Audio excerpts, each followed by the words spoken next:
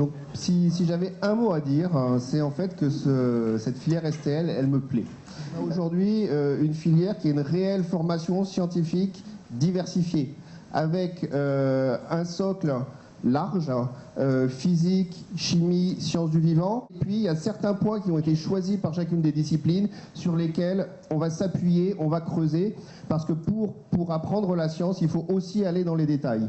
Et ça, je crois que c'est un équilibre qui a été très bien trouvé dans ce programme STL, c'est d'avoir, de balayer les concepts avec des entrées qui sont des entrées pertinentes, des entrées d'aujourd'hui, et puis en même temps de se spécialiser sur un certain nombre de points qu'on va creuser. Quand on regarde ce qu'il faut pour faire un bon scientifique, on a besoin d'abstraction, on a besoin d'un contact avec la matière, on a besoin de l'expérimentation, on a besoin d'esprit critique, etc. Tout ça, à la fin des études, il faut l'avoir acquis. Ensuite, dans quel ordre? Ça dépend des sensibilités des élèves. Certains, vous rentrez dedans par les grandes interrogations. Eh bien, ce parcours STL, on va rentrer sur d'autres types de compétences, qui sont des compétences qui sont aussi indispensables et qu'en fait, nous, on va devoir travailler à l'université pour ceux qui arrivent des parcours généraux.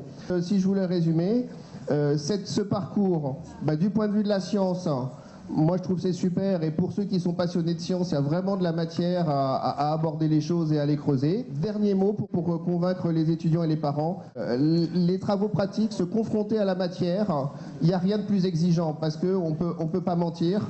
STL, c'est un parcours exigeant. C'est comme ça que je terminerai.